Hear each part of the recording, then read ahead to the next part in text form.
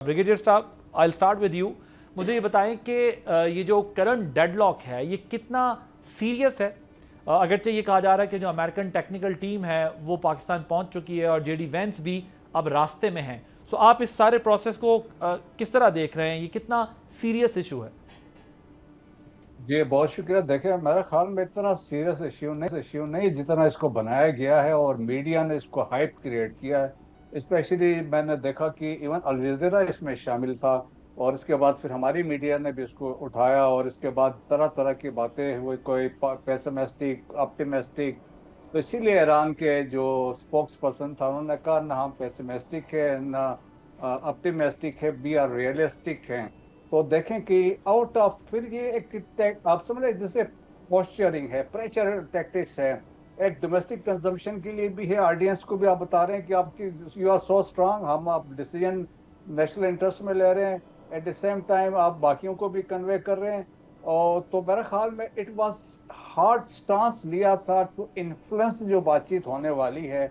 और फिर आप देखें ना, उसने बकाई साहब ने तो बड़ा कहा कि हमने अभी तक कोई फैसला नहीं किया है कि कब जाना है, लेकिन इन्होंने इनकार वहां पे नहीं किया था. सो मेरा ख्याल में देखें पॉजिटिव अप्रोच है दोनों तरफ से. ईरान भी सीरियस है और अमेरिकन भी सीरियस है और देयरफॉर देखें कि वो लाइकली इसमें आ रहे हैं, इसमें तो कोई शक नहीं है. और आप बैठेंगे और देखें कि जो कुछ हुआ अमेरिका की तरफ से भी, जो पोस्चर था या डिसीजंस लिए गए, जो एक्शंस लिए गए प्रेसिडेंट ट्रम्प की तरफ से, अगेन वो भी एक उनका तरफ से वो पोस्चरिंग थी. वो इन्फ्लुएंस करना चाहते हैं, वो चाहते थे एक टेबल पर बैठे तो मजीद कंसेशंस लें. सिमिलरली ईरान का रिस्पांस था, अगर वो जहाज उनका सीज हुआ है तो इसके बाद एक रिस्पांस बिगिनर बनता था. सो देयरफॉर इस तरह रेटरिक्स हमने देखा कि उनके तरफ से ये आए तो एक जेन्युइन सो एक्स्ट्रांस एक था और सही मानों में बनता भी था. लेकिन ये है कि वो बातचीत के लिए आ रहे हैं, इस्लामाबाद इज द वेन्यू और यहीं पे इंशाल्लाह बातचीत होगी, यहीं पे चीज़ें फाइनलाइज होंगी. सो द ओनली थिंग ये है कि पाकिस्तान ने एक स्ट्रेटजिक जो हम कह सकते हैं कि एक डिसेसिव ब्रिजिंग एफर्ट जो हमने की है. सो हमने एक प्लेटफॉर्म उनको प्रोवाइड किया दो that parties they can sit और they can thresh out their differences. जो कपल ऑफ कोर इश्यूज पे जो उनके डिफरेंसेस हैं वो बैठ कर कर सकते हैं. और लाइकली ये है, देखें अभी डिफरेंट बातचीत हो रही है तो दैट्स वाई कि लाइकली चांसेस है. प्रेसिडेंट ट्रम्प ने कहा कि हो सकता है मैं जाऊं और उनके लीडरशिप से मिलूं, ईरान से भी लोग आ सकते हैं. सो इस्लामाबाद जो डायलॉग है 2.0 होने जा रहा है, जिसमें continuity of the Islamabad dialogue 1.0. तो मेरे ख्याल में जहां से उन्होंने छोड़ा था और दरमियान में हमने देखा तसलसल के साथ, स्पेशली फील्ड मार्शल का जो ईरान का दौरा था उसके दरमियान में भी वहाँ पे उनके प्रेजेंस में ये 3 दिन लगे हैं तो उसमें भी यकीनन बहुत सारी डेवलपमेंट्स हुई हैं. और वहाँ से भी back channel he was in contact in communication with बाकी बहुत सारे लोगों के साथ थे. सो मेरे ख्याल में पॉजिटिव सोच है, इंशाल्लाह चीज़ें they are going in the right direction. Okay, things going in the right direction.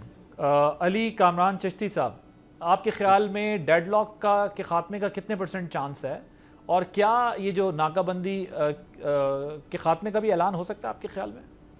देखिए, डेडलॉक के तो खात्मे का 100% चांस है ऑफ कोर्स, क्योंकि देखिए डेडलॉक्स तो आते हैं और दीज आर, देखिए जो क्लोजर्स होते हैं ना किसी भी चीज़ में, क्लोजर्स में जो है वो ये हिकअप्स आते हैं, ये टीथिंग प्रॉब्लम्स आएंगे अर्ली ऑन. ऑफ कोर्स अब तो क्लोजर है, closures are the most difficult part जब आप क्लोजिंग्स पे आ रहे हो. I concur जी with of course brigadier sahab assessment कि ये सिर्फ ना सिर्फ बात होने जा रही है और इंशाल्लाह ये क्लोजर्स पे भी बात होगी.